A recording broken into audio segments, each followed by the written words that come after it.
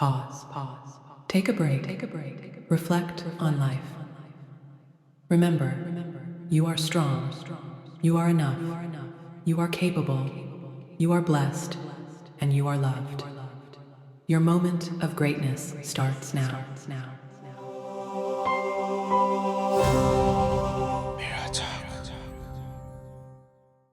In this episode, we'll learn about a step by step solution to transform our minds and change our lives from the author of The Calm Code.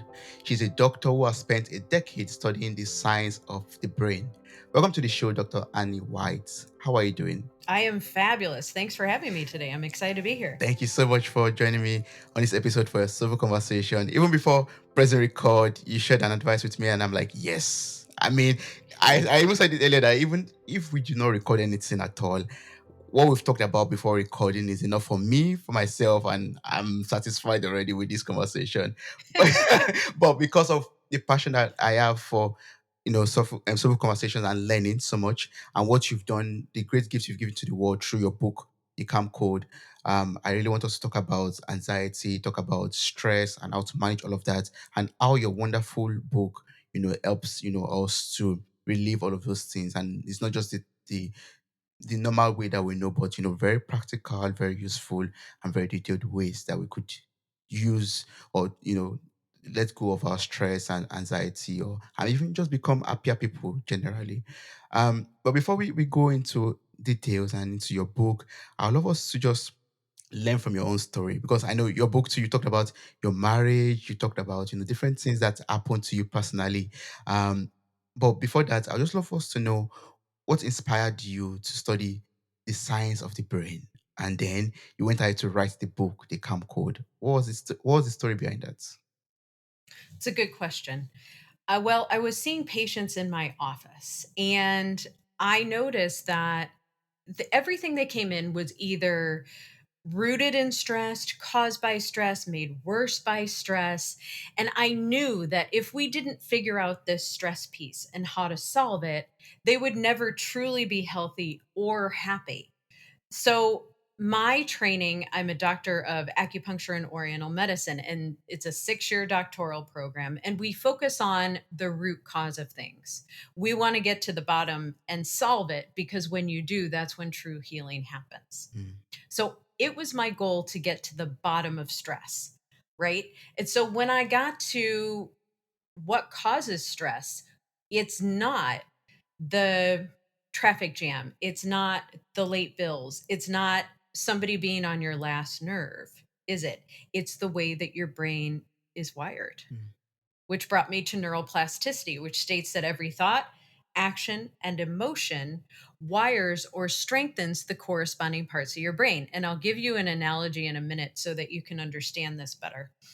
But I worked on these tools for over a decade, and I would just sort of hand them out to my patients willy nilly. It's like, oh, try this, do this. mm, This probably will work. And they all really liked them. But I didn't have the time at that point to really focus on, okay, let's develop this into a system. It was just something that I wanted to help my patients with. mm, And that was until I the universe is funny, because I thought, well, I mean, this is for my patients. This could never be for me. I could never need it. And that wasn't true. I went through a really, really stressful time, and I lost my business. My father passed away, and I almost lost my marriage. And it took all of that for me to finally realize that I needed the tools that I had developed for my patients over all those years. mm, So I put them together into a process. And in in the process, you start with 3 minutes twice a day, you work up to 8 minutes twice a day. Honestly, I probably did more than that when I started this, because I needed it so badly and I knew that. But it helped me explain what was going on to my husband, because over about a year and a half period of time, I became someone who wasn't me anymore. I became someone who was irritable, someone very, very stressed and anxious, and probably one of the worst versions of myself that I ever was. And I didn't want to stay that way. And I knew that I would lose my marriage also if I did stay that way. So I instituted my tools, and at first couple few weeks I didn't see much change. But then I did. Then it started to really change, and I noticed that my reactions were different. I noticed that my stress levels weren't as high, my anxiety was going down, and I was becoming a nicer person again, which was much more me. Yeah. And once I saw how well they worked, and this was probably after 6 or 8 weeks, I thought, "Oh my gosh, I've got to get this into the hands of people who need it." It saved my marriage, possibly, you don't know, but could have even maybe saved my life because I had gotten to that low of a point at Mm, some of the times. mm. So that's what drove me to put it into book form because it could get into as many people's hands as possible. Yes, thank you so much for taking that extra step to put into book form to help other people out there who are going through stress, anxiety, and you know like you wrote in your book also, like sometimes the stress that we go through in our lives could totally destroy our lives, and you also experience that in your own way and form too. But before we go into the process, because I really want to learn about that process that you went through to become a much more happier person and Hmm. relieve that stress. Before going to that, no one main idea of your book was like talking about the brain, and you said that the brain can consistently be remolded through conscious intention and repetition, no matter how old we are. And I read that and I was like, okay, so I can always remold my brain and do some things in order to become who I want to become. But I need you, Dr. Annie White, to explain to me how I can go about this. What should I do to remold my brain, to rewire my brain to become much more happy, much more fulfilled, and yeah, much more relaxed? I think that's a great question. And I did want to touch on my analogy to really hammer home how this works in your brain because your brain does remold with every thought, action, and strong emotion. It was thought a long time ago that once we hit 18, our brains were set. And Mm. thank goodness that's not true. But with this high tech imaging, they've seen that our brains, just like you said, remold all of the time. So, are you ready for this analogy with me? Yes, please. Okay, Toby, you have just gotten a new job at an airline, Mhm, okay? mhm, And you are in charge of flight scheduling. mm, So your boss comes in and says, Toby, I have no idea what's going on, but everyone is going to a place called Calm Town. You're like, okay. yeah, So it's your job to get the flight pass and their connections mhm, to go to Calm Town. And the more people, i.e., thoughts, right, that are going toward Calm Town, the more passing connections you need. mm. And the same thing that happens in your brain. Your boss comes in 3 weeks later and says, Toby, everybody changed. They're all now going to Stressville.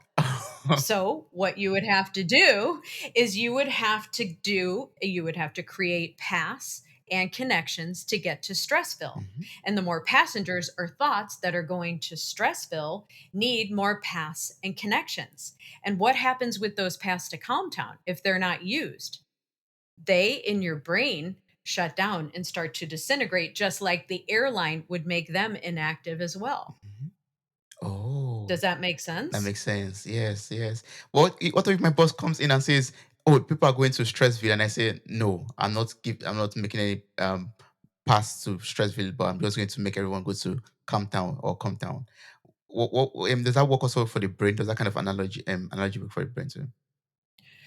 That's a really good question, and that's why I created a step-by-step method, Mm, right? Because when you're stressed, you are building these pathways to Stressville, and it's not on purpose. None of us do this on purpose to mm, think, "Oh, well, I really wanna create these pathways." It's unconscious. Most people don't even know that it's possible to actually build the opposite way to calm down. But what I found for myself, and I think it's true for other people, is in situations when you're stressed, just to tell yourself to be calm or just to tell yourself to think positively isn't easy. mm. if you've been in a stress state and your brain is mostly stressed and Mm. negative, and those go hand in hand, and I can talk about why in a minute. But it takes concerted effort to build those calm and happy pathways. Oh, and how do we do that? Well, that's what I take you through in the book. So Mm. the first, I can give you a couple tools. We don't have all time, here to give all of them, but Yeah. the first tool in the book is called Happy Sparks. So what Happy Sparks does is you create an album of pictures that either makes you happy or calm or peaceful or whatever positive emotion. You can really easily do this on your phone or your computer, or you can take physical pictures that make you happy. You stack them together and you go through them twice a day, feeling those strong positive emotions for 3 minutes Mm. twice a day. Mm. And that will start to build those calm, happy pathways in your mind. Mm. So it's sort of like if you wanted to build your biceps muscle Yeah. and you were going to lift weights Mm. 3 minutes twice a day Mm. to build that. Same concept. Obviously, it's not muscle fibers, Mhm. but it's the same concept that these exercises build those parts of your mind. Yeah. And those pictures could be anything. It could be pictures of our dogs or our loved ones, anything at all that just makes us happy. Yep, there is scientific studies. So what I did in my book was I took all of the scientifically proven ways Mm. to wire your mind to be calm and happy, and I combined them into tools and into a method. And it's sort of like the guy who put the wheels on the suitcase. Mm. It's like, "Oh, why didn't we think of that earlier?" I didn't invent this stuff. It's all scientifically proven, but it's in a method that's very straightforward and the tools are really easy to use. So I took the concepts that have been proven Yeah. and I turned them into tools. Yeah. Oh, great.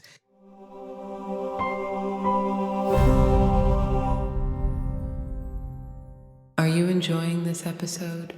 Kindly subscribe, share, and leave a review. Thank you.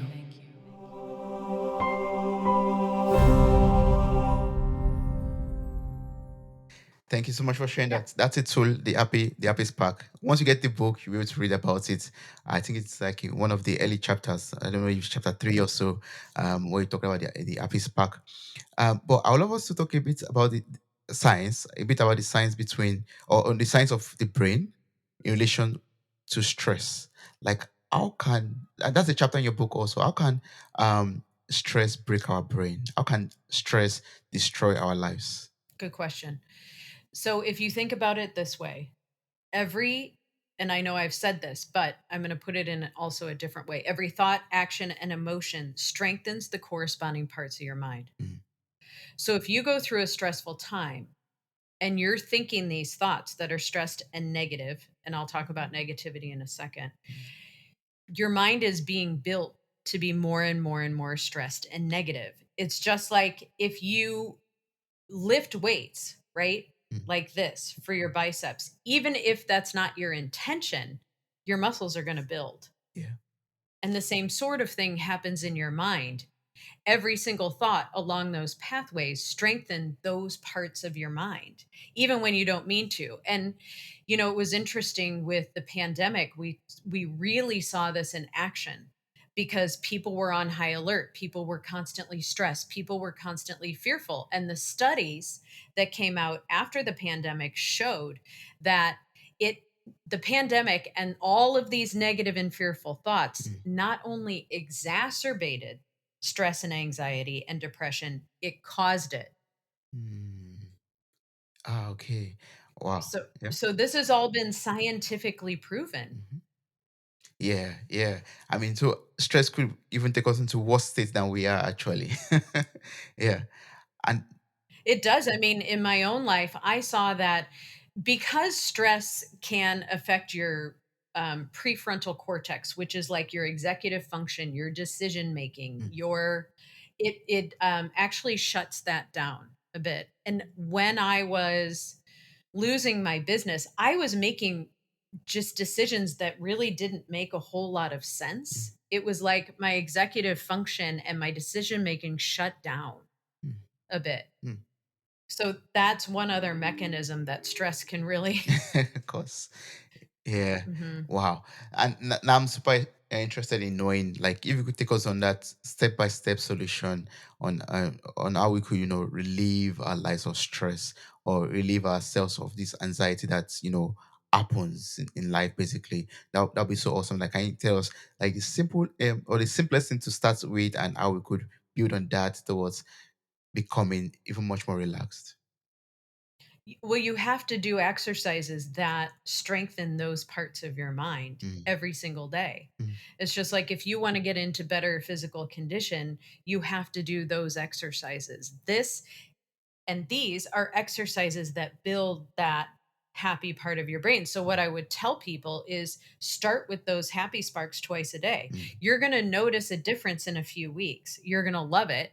And then you're going to want to do more Oh, because you'll feel better. yeah.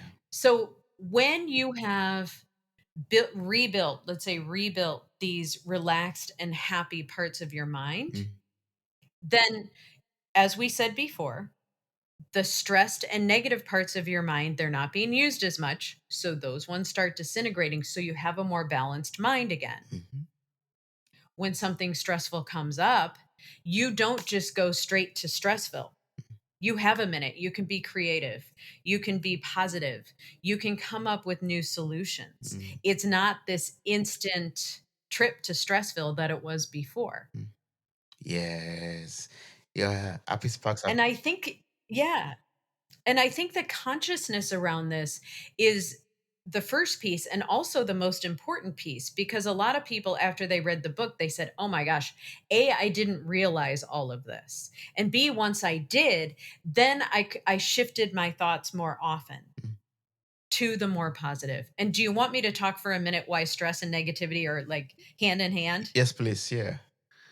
Ah, Well, our stress response was made for us to survive. mm, So that response in our mind triggers us to think about worst case scenarios mhm. so that we can survive things. I.e., if a bear is chasing us, Yes. we need to think about all of the worst case scenarios that could possibly come up so that we can survive that attack. Mm, What if I slip on a rock? What if 10 other bears pop out of the woods? What if I climb up a tree and the branch breaks? mm, You're going to go through all of these in your mind. And whether it's a life or death situation, it's a traffic jam, it's a late deadline or a late bill, your brain does the same thing. But worst case scenarios are always what? oh, They're always always negative. negative. Yes. Every time they're negative. And they sort of have to be because we have to plan. Mm, But when we're not in a survival situation, that doesn't serve us. Each negative thoughts then builds the negative parts of our mind. So ah, now we're stressed and we're negative. negative at the same time. Oh, is this what are we talking about? These neuronal pathways that we build up, or Mhm. oh, okay, yeah, because I hear that a lot about or building neuronal pathways, like by cultivating some habits, doing some things in order to train your brain, rewire your brain in some ways. Yeah, That's exactly what this is. yeah. Exactly what this is. Yeah, and I think the second week, like according to your book, is talking about the appreciable tools. So I think that Mhm, helps us to let go of the negativity that we could be experienced in our lives, right? mhm. Ah, Yeah, I mean, gratitude has been proven to wire the mind to be happier. So, what I did was I incorporated gratitude in a bunch of tools. mm, And a lot of people say, oh, well, I do gratitude lists and things like that. Sure, those can work. And if they work for you, great. They didn't work great for me. I needed different tools in order to be able to really tap into those grateful feelings because it's the gratitude thoughts, but it's also the feelings behind those thoughts mhm. that make the difference. Yeah. So we should not just go through gratitude with the belief or the mindset that, oh, I just have to be grateful for something. Well, you should actually feel it, be in that moment itself. Yeah. Yeah, exactly. Um, for instance, and I'll sometimes use, I like a tool, a gratitude tool that I use when I'm worried about things Mm, sometimes. And it might not work all the time if I'm really worried about it. But let's say, Toby, I was very nervous about your podcast. You have a great podcast and a great audience, and I was super nervous about today. yeah. Okay. Mhm, So what I would do is I would sit down and say, thank you, thank you, thank you that I rocked this interview. Thank you, thank you, thank you that I rocked this interview. And I would change my energy from worry to feeling good about the interview. And you say thank you 3 times. It's the magic number, but it works. And I use that for a lot of different things that I'm worried about. And people can use that, if they're having a tough conversation with someone. Like if you and I got in a fight just before this podcast or something, which would never happen. But you know, thank you, thank you, thank you that Toby and I are closer than ever. Thank you that we mend this relationship. Thank you, thank you, thank you. And you go to the positive. Mm. And it can be a really powerful tool to use when you're worried about something. If you stay worried, like if I was worried about this and I did the thank you, thank you, thank you, and it didn't shift my energy and it actually made me more worried, then I just drop it and think about something else. Yeah, thank you, thank you, thank you. I mean, that is actually very important. Like being able to be grateful for things, and being or anticipating for the positive part of things basically helps us to let go of the negativity. Is that true? I don't know if I understood that right. Definitely. But the reason that this tool is so effective, excuse me, is because it combines a bunch of different rewiring techniques. It combines best possible self, Mm, it combines gratitude, mm, it combines visualization and positivity. mm, And it's sort of an affirmation too in its own way. mm. So affirmations also wire your mind. So all what I took all of these different ways that we can rewire our mind and I put them into tools, Yeah. Yes, every day. So you can use them every single day. So I'm exactly. trying to give you some here that you can start with and start using to start wiring your mind to be more positive, more calm. Mm, yeah, and your book, you broke them into like 6 weeks, basically, of things that we could do for 6 weeks, and I really find that very, very important. So anyone who is listening and is still, and is going through one stress or the other, or one thing or the other, and is looking for a way out, I believe the book is the best thing to read. And Toby, you just made a really, really, really important statement Mm. What was that? in that this is a repetition deal. Mm, You can't do these things once and expect things to change. mm, This is a natural method and natural methods take their time. And I always tell people it's sort of like you can't plant tomato seeds and eat those tomatoes that night for dinner. mm, mm. Nature just doesn't work that way. No. But the fact that you said 6 weeks to see a difference is so true. You've got to give it time to work. You've got to give it time to build. It's just like if you started working out with a trainer and you wanted six-pack abs, well, that's not going to happen in 3 weeks, is it? No, it's not. No. It just takes time. Yeah. It's the only downside of natural methods, but I just wanted to emphasize what you said because that was really important. Yes, thanks so much for emphasizing on that, because sometimes I also am guilty of this. Sometimes I start a process and I'm like, right now to see the results, right now to eat the fruits of the seed I planted right now. We all are like that, Toby, because we're so used to instant gratification. I Hmm. mean, we get instant gratification everywhere, even in Western medicine. It's like you take a pain pill and 15 minutes later you feel better, right? Yeah. Or we want something on the online and and we get it. Yes. Yes. As in, I want it delivered right now as I'm ordering it. Yeah. I know. And I believe me, I would love to create a pill that could just do this automatically, but we're still working on that. Oh, okay. So when it comes out, I'm going to ask you about this. And yeah, but I mean, yeah, other tools that you've mentioned in the book. But one thing that I really want us to talk about are the peaceful habits that we could cultivate in our lives. Uh, Mm. Yeah, can we talk on that? Can we talk about that? Let's talk on that for a minute because one of the things, I mean, yoga, you have meditation, you have walking in nature. There are so many peaceful habits. But Mm. my very favorite is guided meditation Mm. because all you have to do is listen and breathe. And studies have shown it's just as effective as different sorts of meditation. And there are so many of them. But I like to touch on guided meditation because there's nothing to teach. You can go on the YouTube, you can Google meditation for anxiety, you can Google meditation for stress.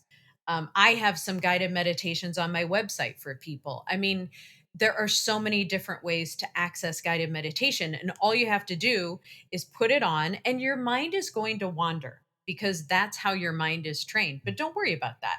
You just breathe deeply, listen, and the guided meditation brings you back. That's why it's good. You know, if you sit and try to empty your mind, sometimes that'll just wire the wrong parts of your mind because you just sit there frustrated and anxious about ending that time, right? But Yes. what I found with my patients is guided meditation, even a 3-minute guided meditation, is a great way to start meditating and Okay. to start feeling peaceful every day Mm.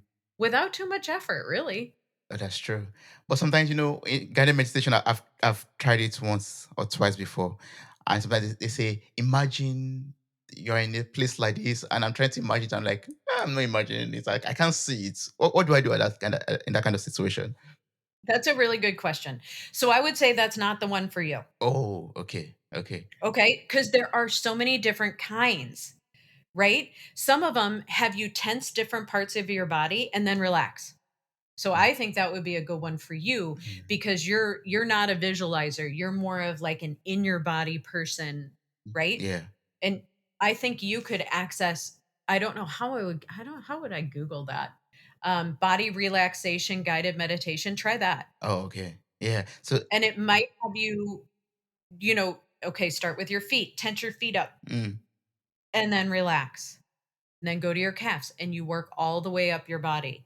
oh, okay. So, And you might really like that. yeah, I will try that out. So if visualization does not help, then it could be the body guided meditation that could help. Yeah. Yeah.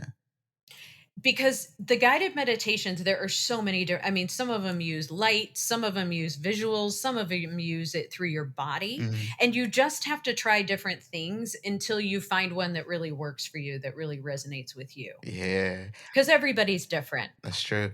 Yeah, I think I've tried one out before because I've had conversation about meditation in the past, and I tried one out, and they were like, "Imagine a pink light," and I was like, "Oh my god, I'm seeing white light right now. I can't see any pink light. How do I turn this white light into pink? Oh my god." That's funny. My visualizations use white light, but I actually like white light better. But yeah, I see what you're saying, and different things work for different people. Mm, yeah. Oh, that's good. And I'm happy you talked about the happy sparks already, and now we have the guided meditation also. One thing I And the thank you, thank you, thank you. Yes, and the thank you, thank you, thank you. Yeah, the appreciable tools that we need. One thing that I've had conversation on about a lot is also the breathing technique, and you write about that in your book too. So I do. I would like to know the science behind those breathing You want me to techniques. give away my whole book, Toby? Nobody's gonna need to buy it. Oh, that's true. We're talking about everything, but I mean, in your book. You're like, give me all the tools on this podcast, and they just don't need to go buy the book. They just need to. No, but in the book you go into, like, for all those who are listening, in the book you go into details. You talk about personal things. We didn't talk about your marriage. I mean, I read that part of it and I was like, wow, that must have been Yeah. a lot. But I don't want us to go into much detail about that because I want people to read the book and really see, really follow that flow and really understand the different backgrounds behind it. But if you could just really touch about breathing, and I'll be satisfied because I'm so curious to learn from you personally about breathing. Ah, all right. I'm gonna. All right. I'll just give it to you. So if somebody has listened this long, they deserve it anyway. Yeah. All right. So high five breathing. Mm. Okay. Yes. There are 5 steps. You get a high five when you remember to breathe this way when you're stressed. That's why it's called high five breathing. Mm. So step 1, put your left hand on your chest. I want you to do this with me. Yes. As you breathe in and out, you say to yourself, I'm safe. I'm safe. I'm not in a life threatening situation right now. I'm not in a life-threatening situation I'm right now. safe. I'm safe. I'm not in a life threatening situation right I'm now. not in a life-threatening situation right now. Okay. Yeah. You want to say that the whole time you're doing this technique because your brain can't fight against that. And if you are in a life threatening situation, I highly recommend not doing this. I highly recommend you running. Okay. Yeah.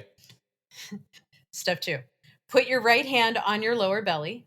Mhm. And as you breathe in, feel your lower belly extend out toward that opposite wall. If you're lying down, you want your belly to go toward the ceiling. Mm. When you breathe deeply in this way, you are really strongly telling your body you don't need to run or fight or survive anything right now. And the strongest way to talk to your body is through your body.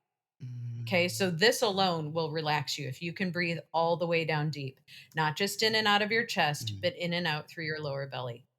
Okay, Yes. now I want you to breathe in for 5 counts Mhm. and pause for 5 counts. That's step 3. Breathe in for 5 counts, pause for 5 counts.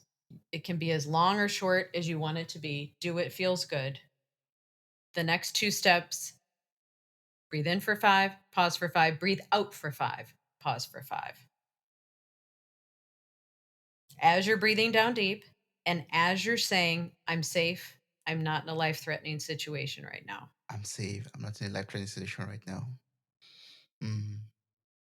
Or you could say life or death situation, whatever resonates with you, whatever works. Yeah. I'm not about to die. Okay. I'm not about to die. Now we're going to superpower it. Mm. I want you to move your right hand from your lower belly Yeah. to the right side of your nose, and I want you to shut off your right nostril. Mm. Yeah. You're going to breathe in and out only through your left nostril. In for 5, pause for 5, out for 5, pause for 5. Studies have shown breathing in and out only through your left nostril activates your calm or parasympathetic nervous system and it calms you down faster. Mm. Some people say, "Oh, Dr. Annie, I can't breathe as deeply just with the left." Yeah. Okay, so if that's the case, then alternate just the left nostril and then both nostrils, and then just the left nostril and both nostrils. Mm. Okay. And that last step, another good way to remember it is pick your nose the right way for stress because we're not actually picking our nose and it's the right side. Oh, okay. Yeah. Yeah. Because it looks like you're picking your nose a little bit, but Mm-hmm. you're not. I'm gonna pick my nose. Yeah. Ah. And people are like, "Oh, I don't want to do this in traffic." I'm like, "Why? When have you ever seen anyone in traffic again? Like, who Who cares?" cares? Everyone is minding his own Right? business. Yeah. Yeah. It's not like you go to the grocery store later and you're like, "Oh yeah, you were in that Honda. I saw you in traffic." No, that doesn't happen. No, it doesn't. No. So, Yeah. no.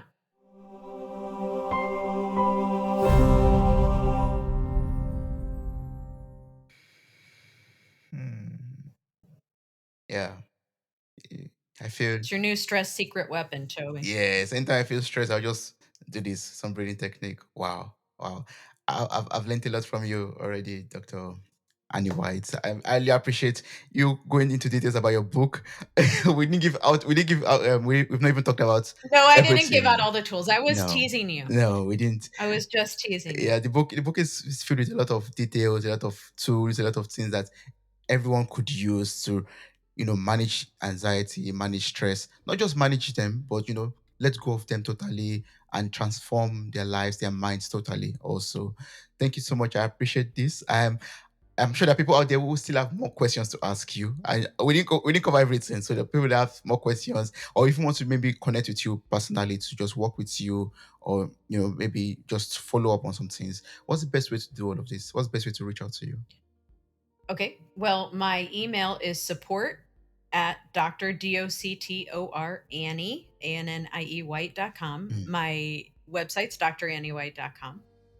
And the book is on Amazon and Barnes and Noble and Audible. And if your bookstore doesn't have it and you want them to get it for you, bug them to get it. So Yes. yeah, Yeah. that's pretty much it. Awesome. So I'm going to place a link to your website. You also have a website. I'll place a link in the show notes of this episode. There are other things on the website that maybe you want to talk about fertility and all of that. That's on that podcast episode entirely. I'm big into fertility right now because I'm using not only this method, but all of these other methods that I've used for almost 2 decades with my fertility patients Mm, combined. yeah. So I'm sort of into the fertility thing right now. Yeah. So that's just a plug-in for anyone who is looking into fertility. Also, the person could just reach out to you personally and Also, the link to the book and also to other information or relevant sources will be in the show notes of this episode. Thank you so much, Dr. White. I really appreciate you speaking about all of this, sharing all of this with me. Thank you. I appreciate this. I thank you for your podcast. You're helping so many people every single podcast, and I know it, and I appreciate it. Thank you. Wow, you made it to the very end of this episode. Thank you so much for listening. I'm grateful for your time, your love, and your contributions. Subscribe, like, review, and share this podcast. God bless you. Bye. Bye.